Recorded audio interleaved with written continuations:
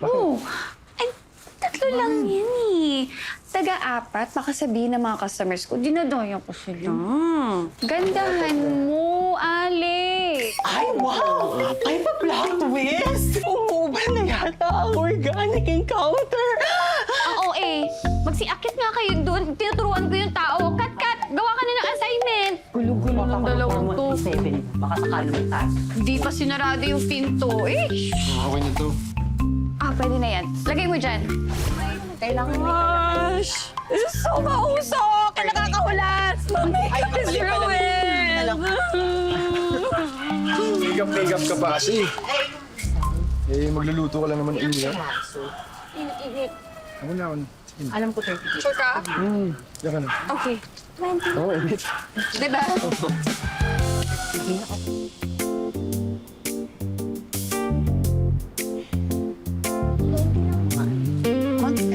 Ayun, oh! Ang sarap ng karne, oh! Kat, close your eyes.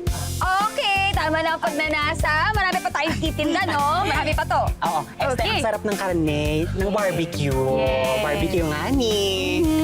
Ay, pwede. Pabilis. Bakit may gwapo? Sanay na sanay ka magtrabaho, no? Alam mo, akala ko nung una, isa ka lang ding spoiled brat rich kid. Sino rich kid? Di ako rich kid, no? Ay, hindi ba? Hindi. Sanay lang ako sa manual labor kasi lumaki ako sa bukid namin. Oh. Eh, si tatay at nanay, pinamanahan ako ng ng lupa. So, ayun, dito. Oh. So, may mga konting pananim kami, piggery, poultry. Eh, di rich kid ka nga na may hasyenda. So, asyenda, hindi asyenda yun. Kapirasong lupa lang. Kaya lang, hindi ko nakasikaso. Pero, pabalik ako doon. Tatapusin ko lang tong last gig ko sa'yo. Para tuluyan na ako makawala kay Mr. Kapig. Ting. Tapos, babalik na ako sa farm ko. Tahimik na mamumuhay.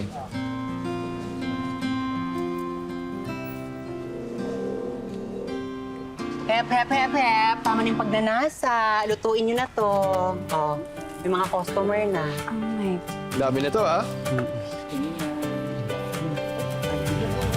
Hindi daw. Sige, kayo. Pa-left pa. Left? Left! Kabila! Left. Left pa. Sumobra. Right pa ng konti. Konti pa. Yan. Perfect. Okay. Okay.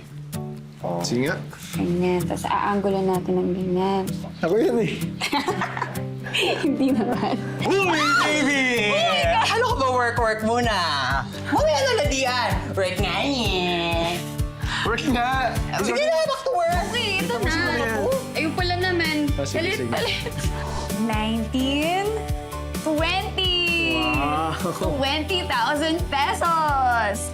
Okay, so let's do the math, ha? Sige nga. All right.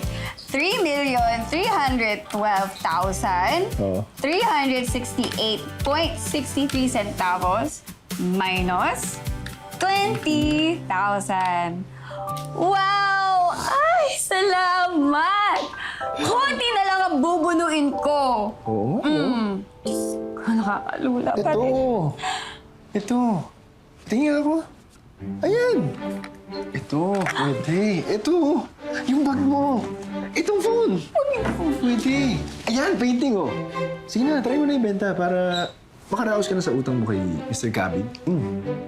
Kaya mo mamuhay na simple. Kaya mo yan. Eh, kaya ako meron ako ng ganito.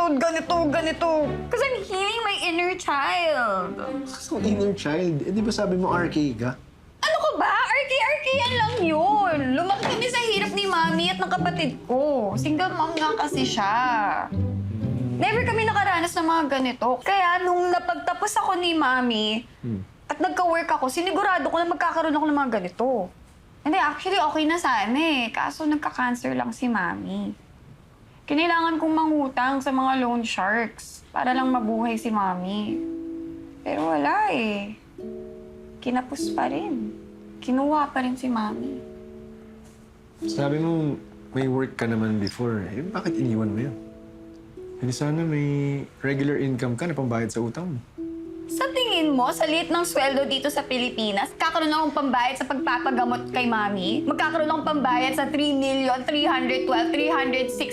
3,312,368.63 centavos kay Mr. Kabig Ting na puro kabig lang ang alam? Tsaka mas malaki yung kinikita ko sa ginagawa kong to. At isa pa, lipat kami ng lipat para lang makaiwas sa mga loan shark. Ang hirap maghanap ng permanenteng trabaho. Kailangan ko lang ng one time, big time para makaalis na ako sa hukay na to. Ang hirap talaga ng baon sa utang.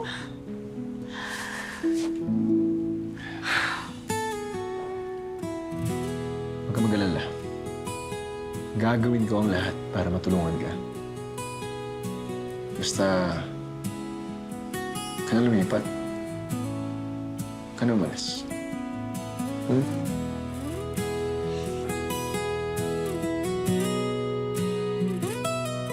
Yeah.